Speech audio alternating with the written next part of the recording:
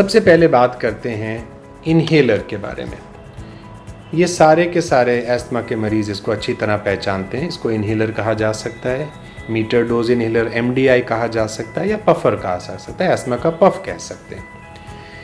इसके स्टेप्स क्या हैं? आपने इसके ढक्कन को उतारा, आपने इसको ऊपर नीचे 2-3 बार हिलाया, आपने सांस को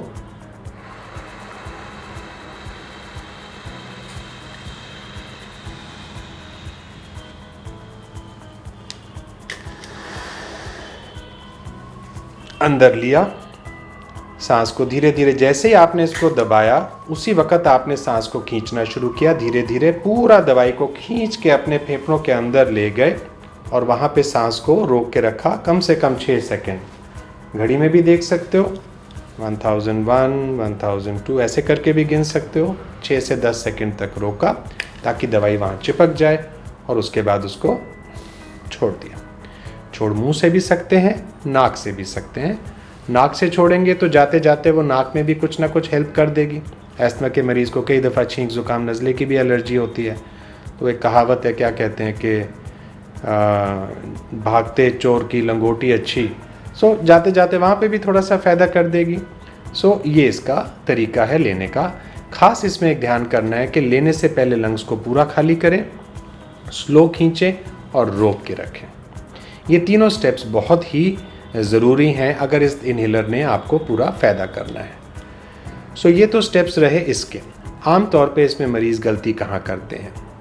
सिंक्रोनाइजेशन, यानी जहाँ दबाया वहाँ खींच नहीं पाते उसके साथ एकदम से, या तो जल्दी खींच लेते हैं या लेट खींचते हैं। मैं आपको दिखाता हूँ।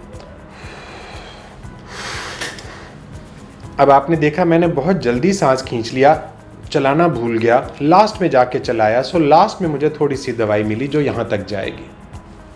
ये तो हुआ कि आपने बहुत जल्दी खींच लिया, बहुत लेट खींचा। देखिए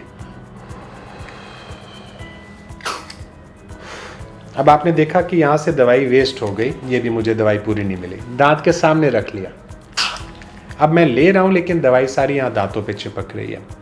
सो ये कुछ गलतियाँ मरीज़ करते हैं जिनका ध्यान करना है। सांस बाहर निकालने का मैंने आपको एक्सप्लेन किया था, ये भी बड़ा ज़रूरी है। और एस्थमा के मरीज़ को सांस बाहर निकालना कैजुअल वे में ये हो जाएगा, उसको सांस टूट जाएगा, वीजिंग होने लगेगी, मन में डर बैठ जाएगा, ये मेरे से होगा नहीं। सो इसलिए ऐसे करके करें, धीरे धीरे धीरे धीरे पेट को अंदर लास्ट में दबाएं, सांस को पूरा, यानी लंग्स को खाली करें ताकि दवाई से उसको भर सके।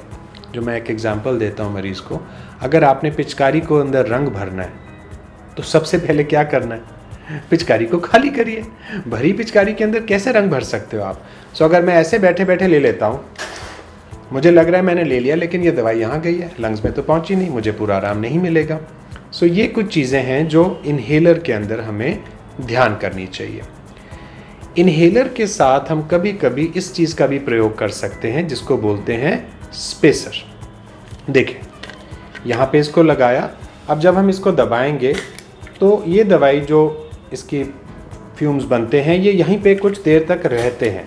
अगर हम थोड़ा आगे पीछे भी लेते हैं तो ये फॉरगिविंग है, ये हमें माफ़ कर देता है, हमारी छोटी मोटी गलती को माफ़ कर देता है, दवाई फिर भी अंदर पहुंच जाती है। और कुछ इन्हेलर्स की जो डेपोजिशन, जो चिपक जाते हैं गले के अंदर और वोकल कॉर्ड्स पे जाके, वो भी इससे बहुत कम हो जाता है।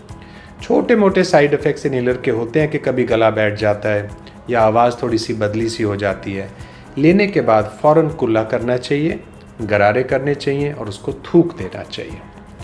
इन्हेलर छोटे बच्चों के लिए और वृद्ध आयु के लोगों के लिए, ओल्ड लोगों के लिए भी अच्छा है जो ठीक से कोऑर्डिनेट नहीं कर पा सकते। इसके सामने कई दफ़ा एक मास्क सा लग जाता है छोटा सा, जिसको यूँ कर देते हैं, जिससे भी मरीज़ आराम से इसको ले सकता है।